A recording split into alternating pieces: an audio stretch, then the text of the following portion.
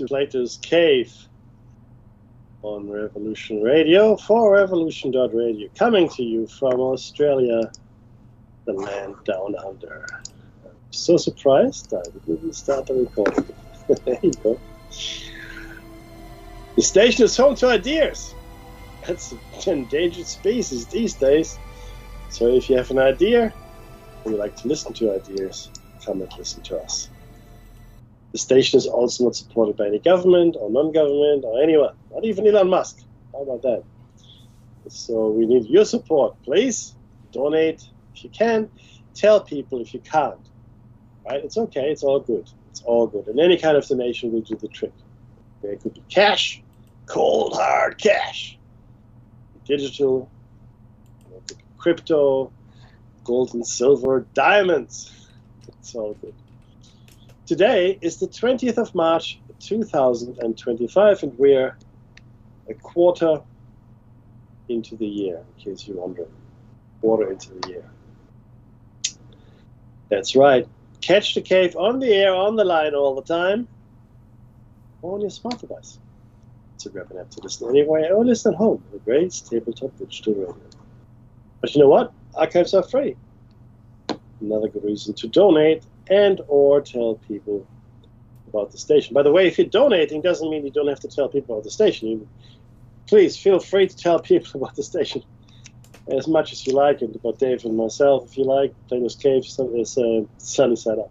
Shiny side out. I'm thinking about breakfast. No, it's 10 p.m. here in Australia. Yes, it's a real place. It's a real place. But you know what? Before we start broadcasting at you in anger, we would like to acknowledge the people that are the traditional custodians of the land from which we broadcast. And for Dave, it's the darkened jungle. That's fantastic. Myself, of course, the Iraq people here in, very sunny Pemulwuy today, in fact. And we'd like to pay our respects to elders past, present, and future. Thank you for that. It's been a week of broken promises. That's what I'm going to call it. This, Dave, is the week of broken promises. What do you think that about that? takes me back. That takes me back to the onions. Oh, yes. That's right. Very good. So which ones in particular? What are you talking about? What am I talking about? Good question there, Dave. I'm well glad done. you asked. You know what? First of all, of course, is the ceasefire in Gaza, which has come to an ignominious end, killing 400 Palestinians, which had the misfortune to be near, so they say at least, Hamas commanders, Hamas political entities, something Hamas. So that's not good. Obviously, Palestinians that were killed. I'll be honest with you, though, Dave, and I'll talk about the other things in a second, but after a year, more than a year and a half almost, not quite, but almost a year and a half, right, of relentless warfare, bombing, and I mean, there's more ordnance dropped on Gaza than, I think, on many cities in World War II. I don't know what more they can do in that place unless they plow it under. So if they come in with a whole bunch of tractors and plowing equipment and they plow it under, I think done, right? Done, no more. You can always get the big rocks and make them the medium rocks, then the small rocks. It's just going to be fine powder. That's right. What's this? That's still this what's left. This is the fine powdered plain of Gaza. Regolith. It's the Gazan regolith sale. It's just, I don't know. I think I thought that had more merit than. No, but really, there's no more. I'm with you. There's, after all, and it's not like they encountered massive resistance either. I mean, there's some fighting, okay, but Hamas seems to be okay. Oh, except for the pager thing. Well, no, that was Hezbollah. But yeah. That's all right. Good. My bad. All good. But Hamas is still there. I mean, it's still in the authority now. You've said this about 1 trillion times, Mickey, and it is. And I'm not being rude. You can't fight an ideal. No, you can't. You're correct. Mm-hmm. Now, the funny thing is this, though, right? When I grew up, the Palestinian organization that was the only Palestinian organization that I knew of was the PLO, the Palestinian Liberation Organization, right. led by Yasser Arafat. Yasser Arafat eventually died.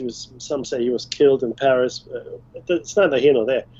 But the PLO has completely disappeared, obviously, and was replaced by Hamas and others fighting. It's like Al Qaeda and ISIS and all of those other ones. Yeah, kind of.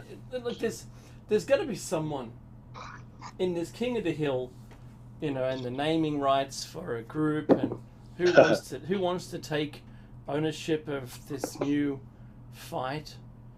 Yeah. If you knock one out, there's always another one. You're playing whack-a-mole. Well, look, and that's I think that's a very good point. And in fact, after the year and a half of it's not even warfare. It wasn't a war. There was no war. This was extermination.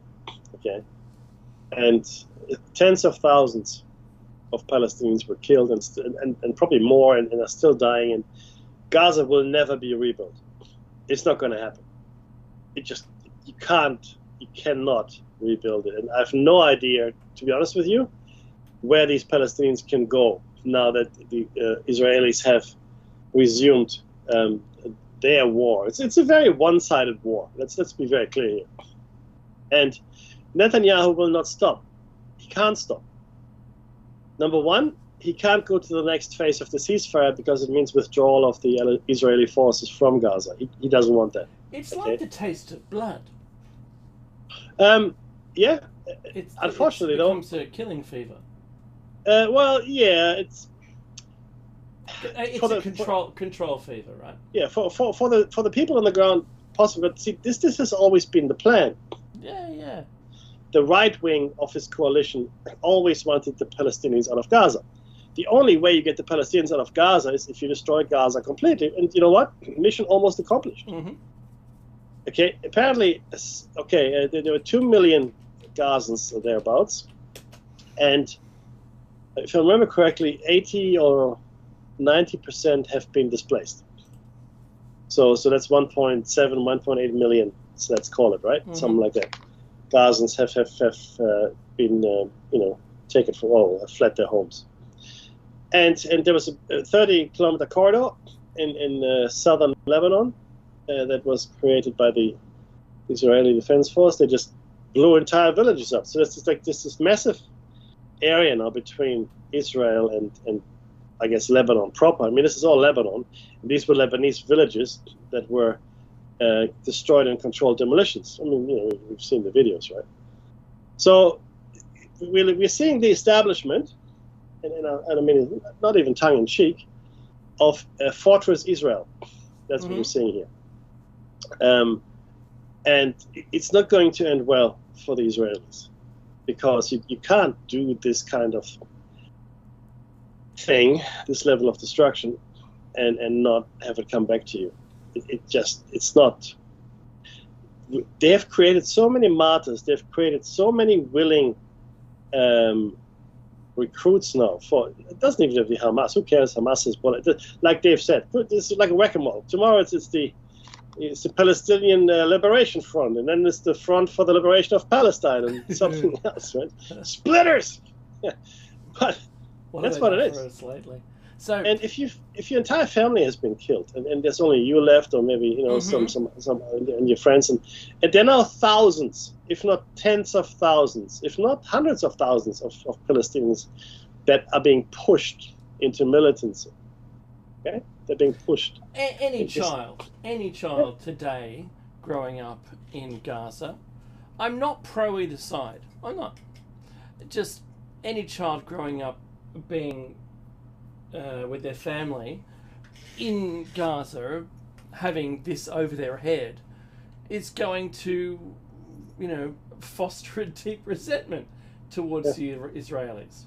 Yeah, but let's be clear what has happened historically. This is important to understand. Okay, this is very important to understand. For the longest time, hundreds of, if not actually 2,000 years, pretty much, Muslims, Christians, Jews, any flavor and color in between. You see these and other sects, tiny ones, Armenian Orthodox, etc., etc. They all lived in what was called Palestine quite peacefully. Mm-hmm. The major interruption to their peace was, guess what? The Crusades. that was what interrupted the peace in Palestine. The Crusades out of Europe, and they left a permanent mark on the people and the region. But for the most part, people got along. There were no racially motivated pogroms or mass killings in that area. They just weren't. People just got on with their life. You're a Jew. I don't like you, but you can do what you want. Oh, you're Muslim. I don't like you, but you can do what you want. You know what I mean? It didn't matter really. At the end of the day, people just lived alongside each other. Fast forward to the collapse of the Ottoman Empire, and the British and the French specifically that divided up the whole area into different nations, and you have to understand that at the end of the 19th century, like in the 1880s, there was a huge move of Jews from Eastern Europe specifically to what was then Palestine. And the Turks who were in charge, we don't care, come on, you can build your kibbutzim, because the kibbutzim movement was a socialist movement under Theodor Herzl. So he tens of thousands of Jews, maybe more, went to Palestine to start their, the socialist communes, which is what a kibbutz is, right? And they were quite happy there, right? Quite happy that they were living side by side with all the other people there, no issue. Come World War II, the genocide, and a lot of, Eastern European Jews influx, into what is then the protectorate of Palestine, a British protectorate. And along also come, war-damaged people, of course. You can imagine after a lot of Jewish people came in ready to fight, and they decided, we have to fight for homeland. And that's when Zionism kind of took off. Zionism, the idea of an Israeli state, is an Israeli secular state, though, right? Not religious. And it was opposed by the fundamentalist Orthodox Jews, because they said only the Messiah can lead us into Israel. Only the Messiah can give us our homeland back.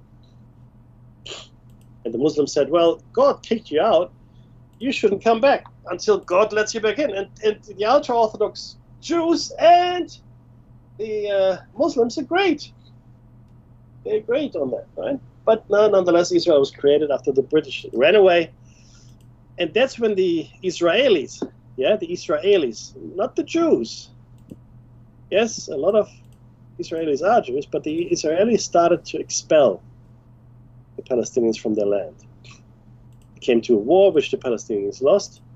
They were pushed into camps, into the West Bank, into Jordan, into Gaza, and into southern Lebanon. And that's where we are today. So that's what happened.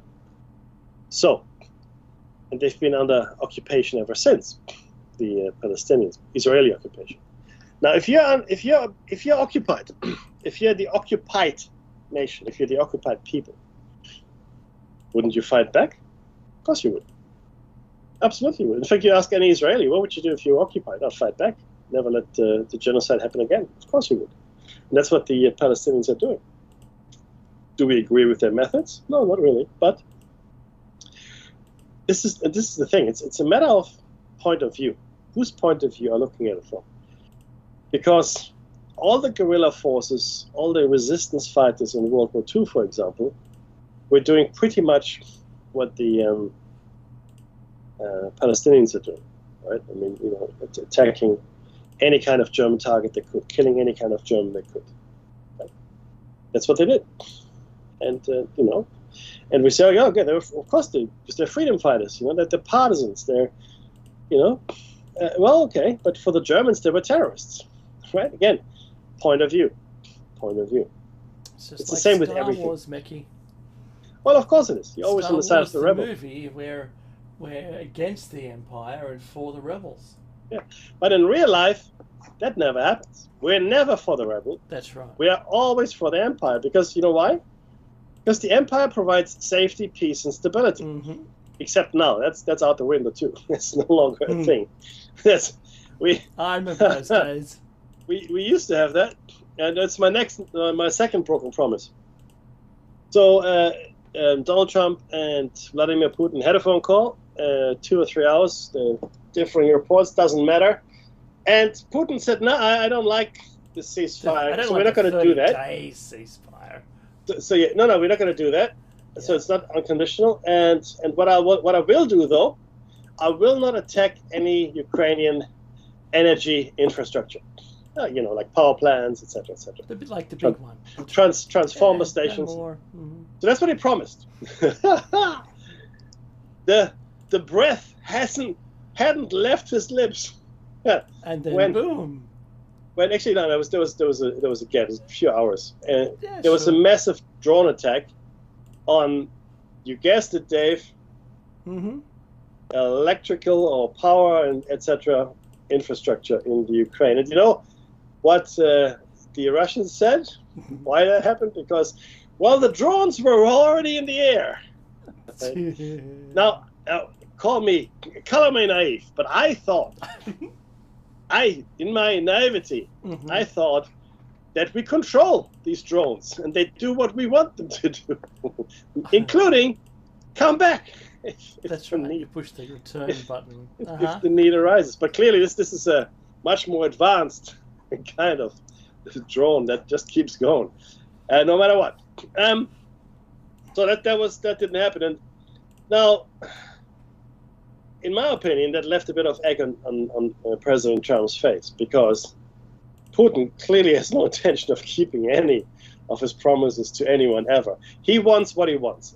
And he will placate Trump, and he'll say, yeah, sure, I'll agree to this. And then he goes, yeah, you know what, I'm not really going to agree to this. But I'm not going to say that. I'm just going to do what I'm going to do. And that's what we see. He sounds like an old CEO that I used to work with. What they all start to say. And he would say yes during the meeting, an impromptu meeting somewhere, turn up at his office, look, I really want to do this. Yeah, sure, do that. It's great. I get back to my desk and there's an email saying, don't do it. It's like, what happened? I was only 30 meters walk, and I went straight to my desk. So, was he saying yes to get rid of me? Probably. And with no intention of doing it. And this is it. I think we're seeing the same thing. Oh, no doubt. No doubt. In fact, that's what. It's probably the favorite method of getting rid of someone that's pestering you. You agree with them.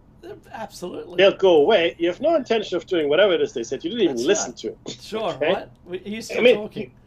You might do what they asked by accident because you didn't listen. You didn't know what they were saying. That's it.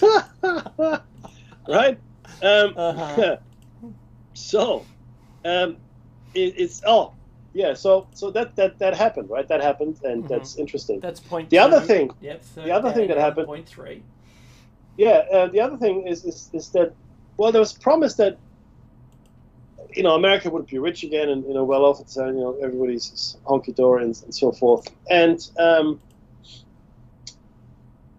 that is not happening. That's not. Actually, the opposite is happening, where again, we are now in the middle of a trade war, which makes no sense. Look, I am all for, and I said this before, and I'll say it again, Dave, if you feel the same way, I'm all for local manufacturing, 100%. In fact, I don't even buy fruit that isn't seasonal. If it doesn't grow near me, and by near me I mean in Australia at the time of year, when I eat it, I don't want it. And I would love to buy locally manufactured things. And if they're really, really good, you can export them, and someone else wants to buy them, they can. Sure. But we're not living in that world.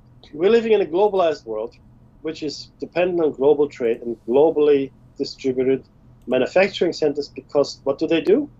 They maximize profit. Now, you have to understand one thing. This is really important. Otherwise, none of this makes sense. Dave, what is Donald Trump's job? What's his profession for most of his life? Real estate?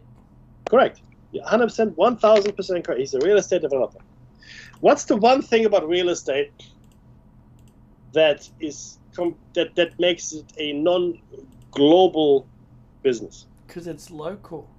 Ah, that's right. Not non-local. Now, that's quantum. Yeah. That's quantum real estate. That's quantum real estate. Get some quantum tunneling going here, baby. So you can't build.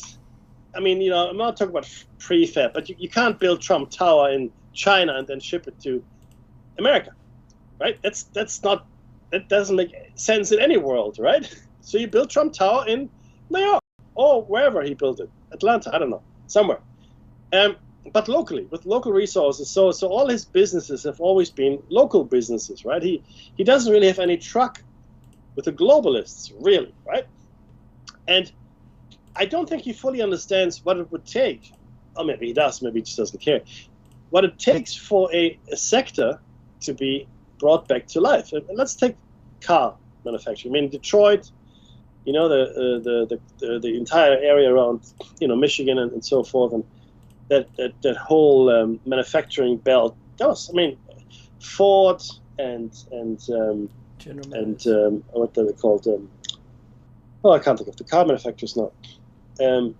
Anyway, Chevy, General Motors. Exactly. All the American car manufacturers, they're all there, pumping out tens of thousands of cars. They're like the pinnacle of car manufacturing. Like the best cars, powerful cars came out of America.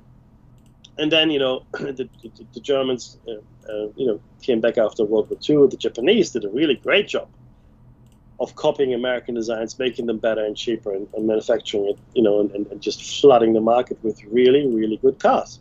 I mean, Toyotas never die. It's incredible, right?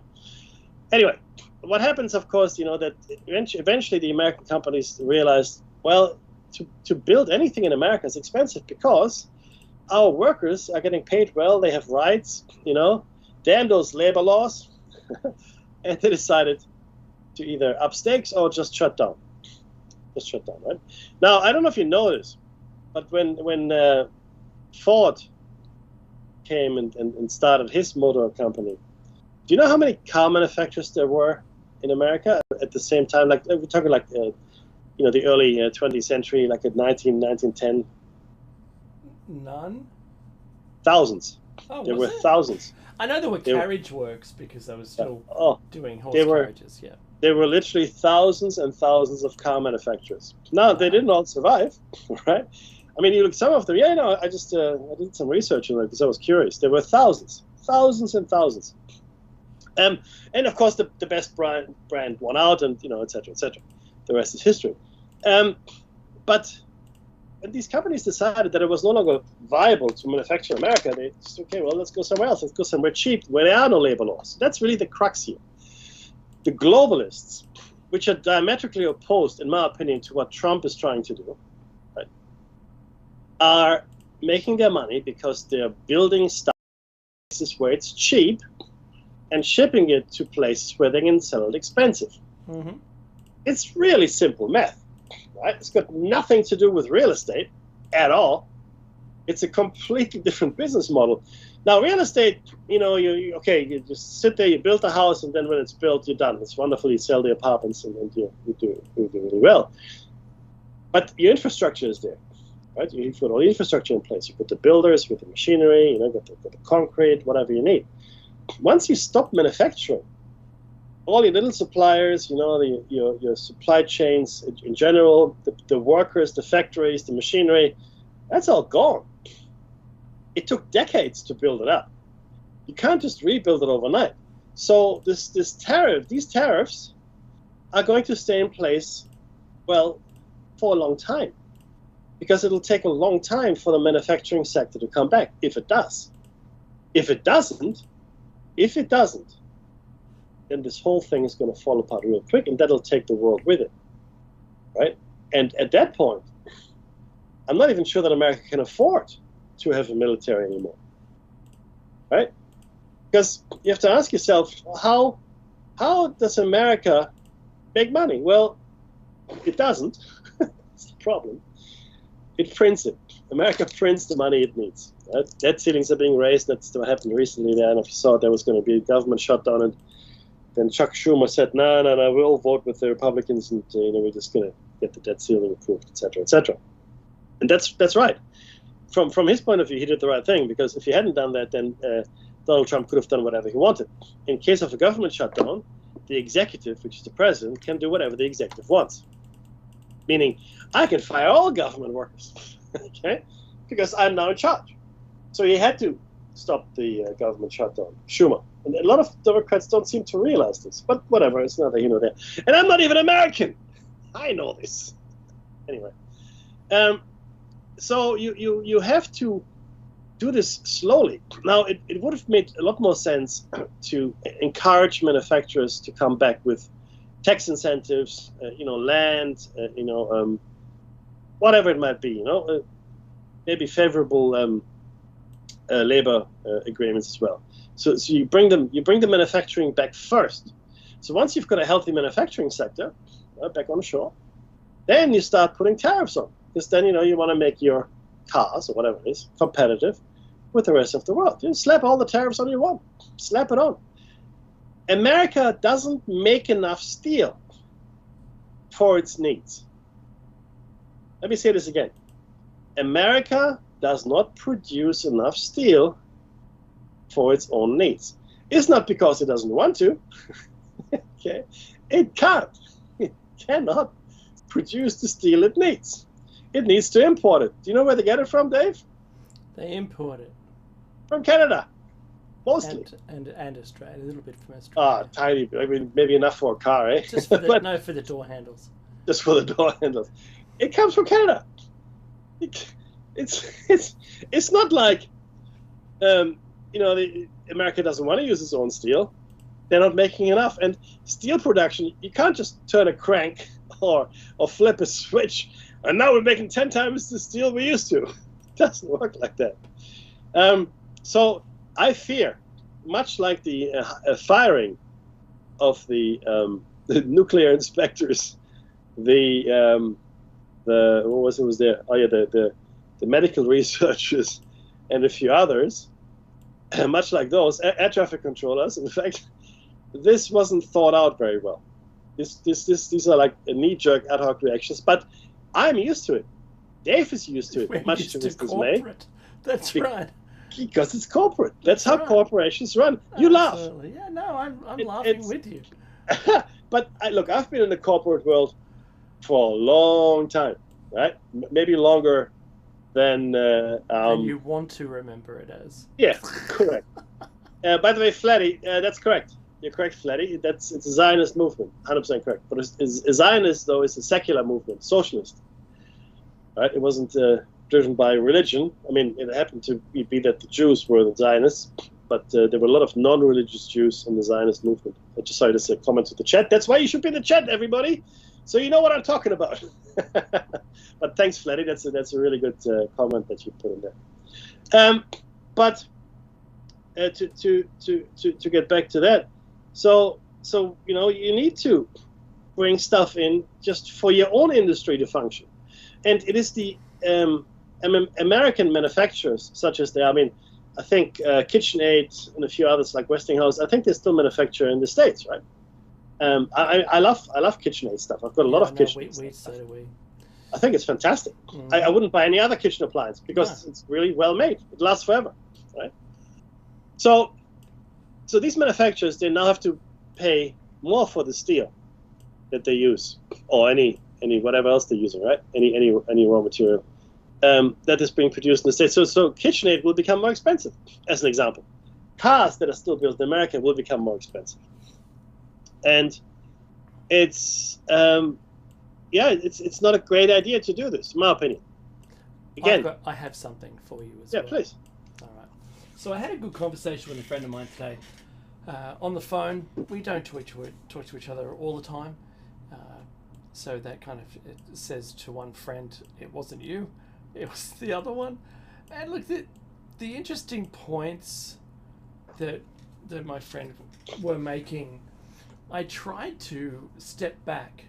I did my architect thing, 90,000 foot view, tried to stay, I realize what I'm seeing when it when you know people point out the little things, and the media is pointing out the very little things, trying to get people divided and not made aware, but more divided on it. And now, something really interesting, exactly your point there about where does the steel and the aluminium originating as bauxite come from, and what are their uses? Yeah, they're good questions. Just think about that for a minute. You don't have to answer it. It's rhetorical. But the Greenland thing was it when I mentioned the other day about the minerals and the rare earth minerals. Ukraine with its rare earth minerals, and you can start to see that if you're able to gain those, because America doesn't have a whole load of minerals and natural resources apart from oil. It's got a lot of oil and gas, but it doesn't have the same. We are sitting on an absolute, basically a whole continent full of really needed things. We have lots of coal. We have yellow cake. We have rare earth minerals. We have lots of bauxite. Absolutely, there's a lot. We couldn't use it all. We couldn't sell it all. There's just too much of it. We used to be really good here with our iron smelting. We have a couple of smelters left, but one of them has such little client base that it's now needing to do repairs, and last year it was offline for 6 months, and now it's under administration, and it's incapable of being able to sustain its workforce while it's in maintenance mode. Isn't that crazy? It's crazy. Just north of where I am, Newcastle was our steel port. That's where we were sending all our steel out of, because we had the smelters right there next to the docks. Fantastic, right? Yep. Mm-hmm. When I was bringing up today the idea that if we were to go into a world conflict, that America can't make its own machinery, its war machinery, because of the rare and exotic materials that the new equipment requires in production. There isn't the capability to source it from America. It has to come from abroad. And that's really crazy. One of the talking points that we had on the call today was about Australia, and yeah, we have tariffs, and understandably Coca-Cola or Amatil, they have a huge, they're Australia's largest consumer, I suppose. They consume the most of our aluminium, which is fantastic for us. I mean, I love it. Good for you. How much is bought locally and how much is shipped internally to the US? I'm not sure. I don't really care. But it's a good point. Now, if by chance there was a conflict, we can't do what we used to do. You know, Detroit became aircraft and war machine. Let's call it just war machine manufacturing. They sequestered the auto producers and started making aeroplanes and tanks and things. We can't do that now. It isn't. There's no capability. We can't do it in Australia. We've got nothing. We demolished our own industry because of $700 million was all the industry cost the government to maintain it.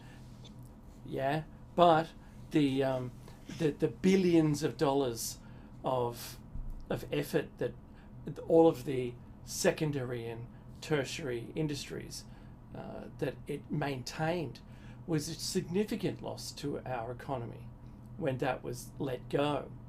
So I always said if I, for some reason, became a billionaire, I would start up manufacturing cars again in Australia, even if it was at a loss.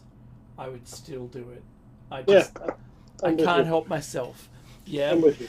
So our conversation was an interesting one because when I was talking about this from a, let's put aside the Trump's and all the advisors, because he wouldn't be making the decisions on his own, but have a feed of information coming.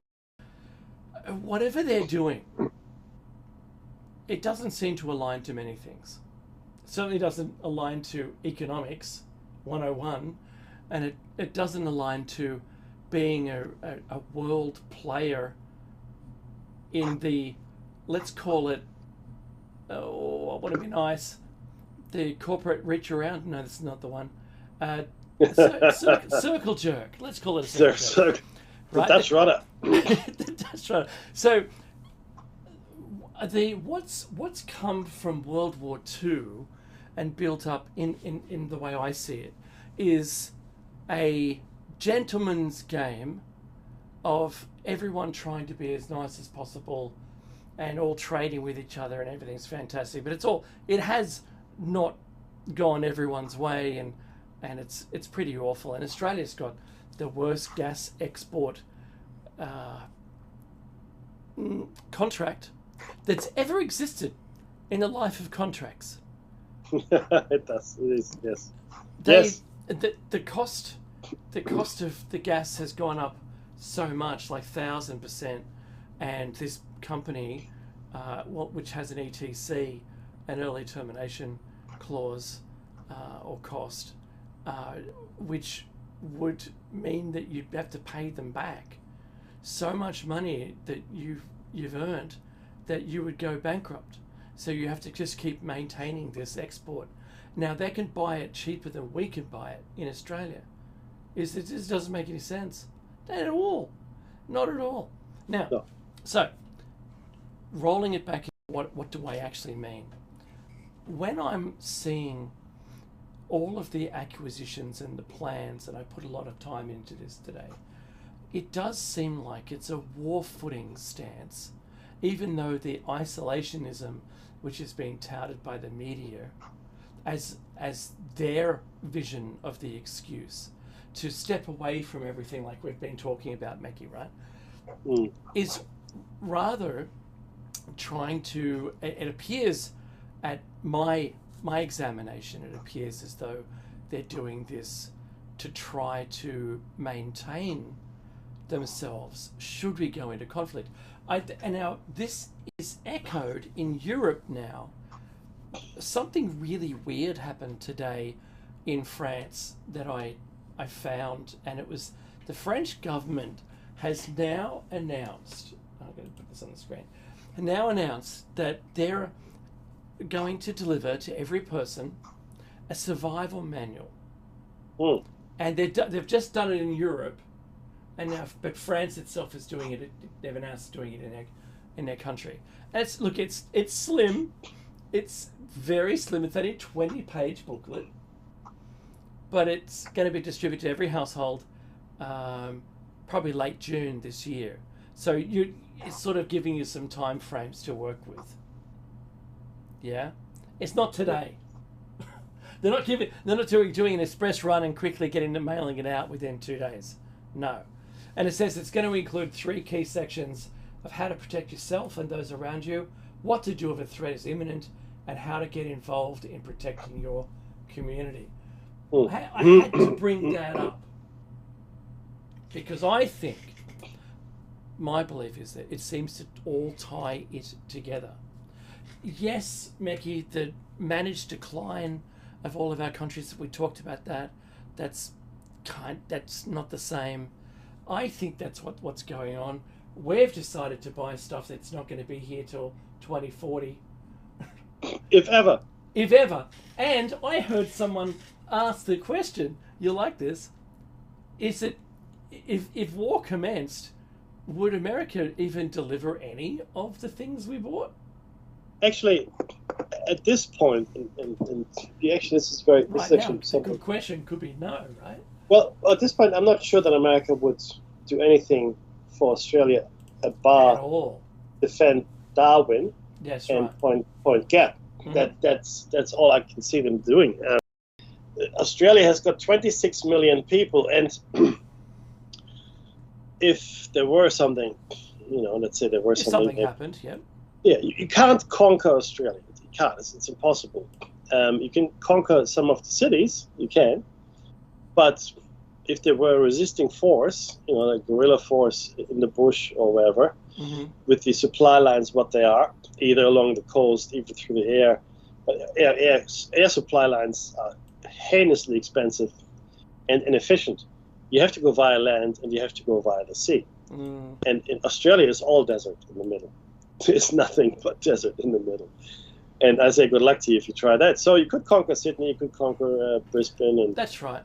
A main whatever. port or something like Yeah, that. sure. In fact, I'd say you can conquer the northern coastline, and then it'd probably be a line somewhere around Brisbane. We wouldn't go any further south because you just couldn't. Well, if you were too far north, there's salties and freshies. Well, it's not good for you. Either way, right? That's right. Now, that's and- saltwater crocs and freshwater crocs. By Yeah, the way. oh, sorry, that's right. Yeah. They're man-eaters. But They are what we do in Australia, we leave off the really important part of the description. Yeah, that's right. Like the They'll part eat that you. said it's deadly. Yeah, that's Yeah, right. That's it's right. a freshie. It's just a salty. It's just a salty. What's it going to do? Yeah. But would America come for Australia's aid? I'm Now, going to answer before- it because of your last statement. No. No, not now. Under Donald Trump, I'm not convinced they would. That's right. Before, when I guess in the old order, because there's a timeline here now. There's a rift. There's before and after Trump in this administration. It wasn't the same in the first administration. This administration definitely there's a before and there's an after. So before Trump, I would have said, yeah, they probably would. It makes sense, especially if you think about relationships. But now what they've done to Canada, I mean, Canada, it's like what they're doing to Canada is like me punching my brother in the face every day for no reason. Like no reason. It's like punching in the face. And this is my brother.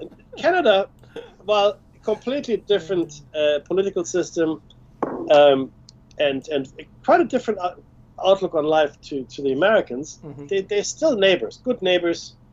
And Everybody needs good neighbours. Well, they've been helping each other for hundreds of years, really. Mm-hmm. And it's this insistence that it become the 51st state. I find I saw unhinged. an interview with him today. Yeah, I know. I saw that too. Yeah, right? he said they were always meant to be the 51st state. They always meant words, to be. That was hilarious when I heard What that. history is this? Maybe I missed. Maybe I fell asleep. Neki, hasn't that happened before? Where someone has come into power and decided to change history? It's modus operandi. It's what you expect in the standard operating procedure, right. SOP, right? Mm-hmm. But it is the look. I didn't think Biden was fit for office. I really didn't think so. I agree. And I looked at him over the last few weeks under Obama as vice president, and then I look at him only a few years. It's really only a few years later, right. really. Mm-hmm. It's a completely different guy. Sharp decline, wasn't it? Yeah, massive. And look, I feel for the guy. I mean, it can happen to all of us, any of us, really. Okay. But at some point, you would have thought, well, maybe you're not the best. I mean, Bernie Sanders still going strong. Should have chosen Bernie. Yeah, they don't. No one wants Bernie to lead them. No, because he's too radical, right? He's too radical.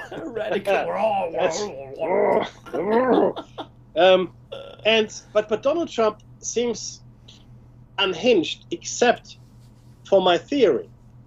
The more I see and the more I hear, the more I'm convinced my theory is not just a theory, right? It's well moved away from a hypothesis, I can tell you that. And my theory, as I outlined, was that Donald Trump, via Epstein, and maybe other things, has a lot of material that is compromising against him.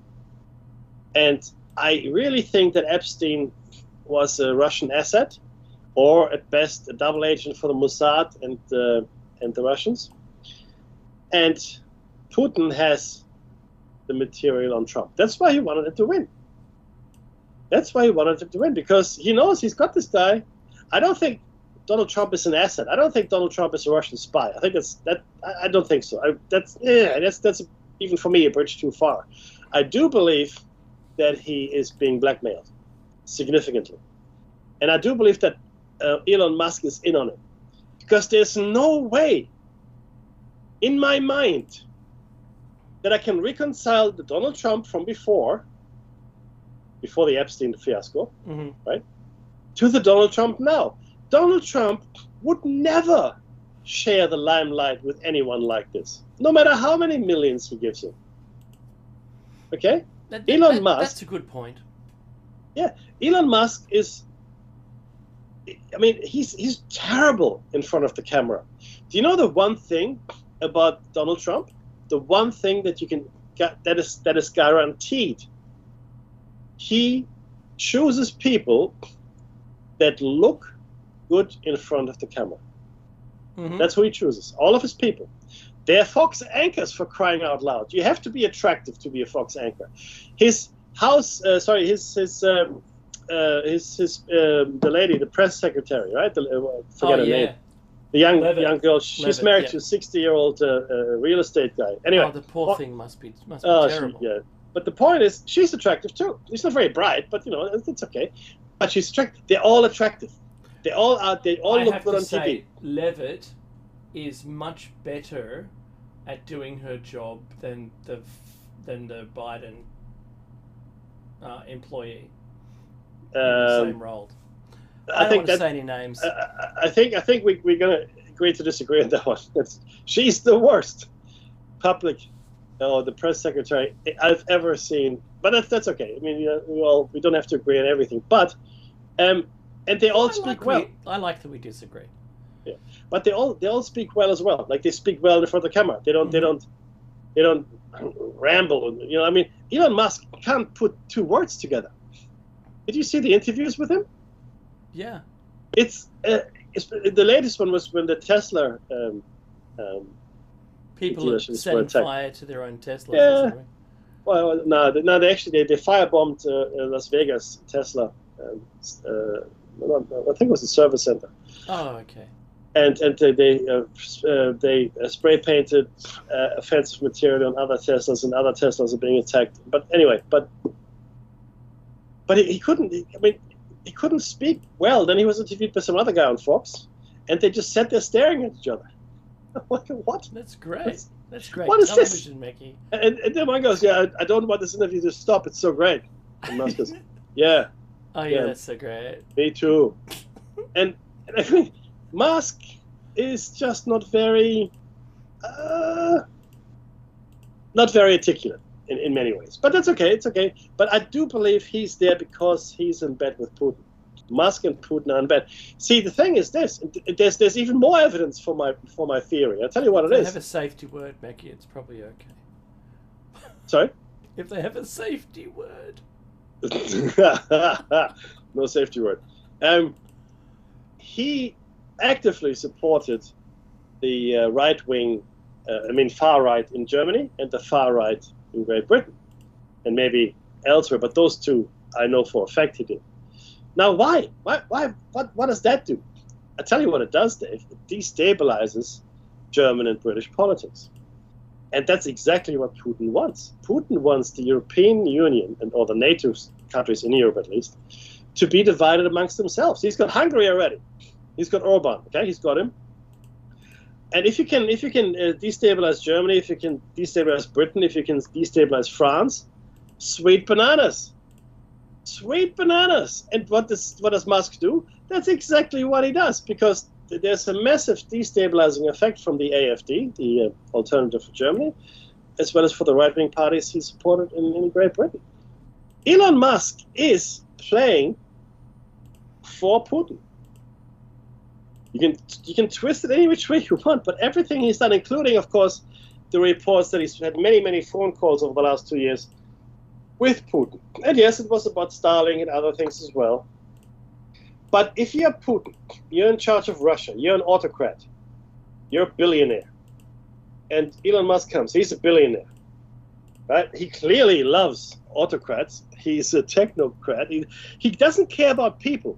And you know he doesn't care about people because he fires thousands and tens of thousands of people, okay, with an email and has a big rally with a chainsaw.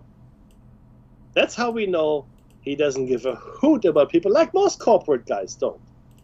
Most corporate guys don't care about people. They will tell you they do. They don't. They don't, not even a little bit. And Elon Musk doesn't, not even a little bit. I don't know, how many ex-employees or Twitter employees did he fire? All of them? I can't remember. Probably all of them, yeah. Right? And you have to think, okay, that's interesting. He has no interest in people at all. And which is funny because like 17 kids, right? Some crazy thing. That's another thing. That's just weird. That's just weird how the little 4-year-old, you know, that Trump was babysitting him? Mm-hmm. I mean, okay, what? Again, Elon Musk is there not because Trump likes him or he gave Trump $200 million. I'm sure that helped, though. He is there because Putin wants him there. That's why he's there. I'd go there if someone paid me $200 million. Oh, no, hey, brother, you and me both. I share. I'll split it. I don't care. But that's really the key thing here to understand. And I know you're all thinking I'm crazy. That's okay. It's Platos Cave. I got to ask these questions. I got to have these thoughts. Because no one else does. Because everybody else thinks it's too crazy to even contemplate this thing. They're happy to think of Donald Trump as a Russian asset, as a Russian agent. I think that's ludicrous. It's ludicrous. He is probably the most egocentric person on the planet right now. Okay? I think Putin... Actually, look, there are a few runners-up, okay? But the point is, he's got a massive ego. And I followed him because I watched The Apprentice. You know, I was interested in his early career, so I read some of the stuff, The Art of the Deal, etc., all that stuff, right? And it's really interesting. He is absolutely 100% under the thumb of Putin and Musk. And I will go further, he will never fire Elon Musk. Elon Musk will never disappear. And I'll say another thing. Putin will get everything he wants in that peace deal. If these two things happen, I'm right. Putin will get what he wants, and which means Ukraine will lose some land, etc., etc. And Musk will never be removed from the White House, no matter what happens. Those are the two predictions I'll make right now. Okay? No matter how badly Elon Musk screws up, or is not photogenic, or doesn't talk, he doesn't look good in front of a camera. He doesn't. I'm sorry, right? And Trump is very image driven. So it's yeah. Sorry. Don't think so. Don't think so. It's a very interesting situation we're in. Very interesting. Oh, that'd be hilarious. So, you completely disagree with my assessment? Me? No, I'm just looking at the time. 3 minutes left. Oh, Jesus. Okay. It's not that I disagree. I think we're allowed to have different opinions, and I'm not fighting you on yours. I see it from a different perspective. It's the same cube, and I'm looking at a different surface. That's all. So, and I don't know. And you're right. All the billionaires hang out with each other. They are all friends. They do know each other. But I can't tell you what any of them are thinking. Not that was a question. And because of that, I've got my finger and thumb on my chin, and I'm looking, and I'm attempting to try to work it out. You've got a deeper insight from a perspective that I don't have, and I can't wait to see what happens next. Look, I mean, the thing is this, we both have kids, right? So yeah. What happens matters, Dave. And When I had my kids, I knew that the world wasn't going to be the same again. And it worried me greatly. I was even worried about having children because the way the world was going. It was certainly diverting away from what I thought was the right kind of place to bring kids up. And I agree. It's And now Europe's giving out survival manuals to its people. I grew up with nuclear drills. I'm sure you did as well. We had slogans, rather a Pershing in our backyard than an SS-20 on our roof. Meaning, so SS-20s were the Russian nuclear, I think, mid-range, or maybe even ICBMs, I can't remember. And the Pershings were, of course, the American equivalent. So we were saying, well, not we, but people in Germany were saying, yeah, no, we all have nuclear weapons here, thank you very much. That never happened. Wow. Similar reason to, of course, why Cuba never got nuclear missiles from Russia. It's too close for comfort, and fair enough, right? I mean, it's not like we need any more proximity than we already have. But it is there again. We're there again, where these are existential questions. And that's the end. Oh, wow, that was quick. The music has come up. This has been Plato's Cave. Thank you so much for spending your time with us. This is Plato's Cave, and that means that we will look at all kinds of crazy things, same as the shiny side out. Don't go anywhere. Something else is going to come up. But in the meantime, Dave, be safe.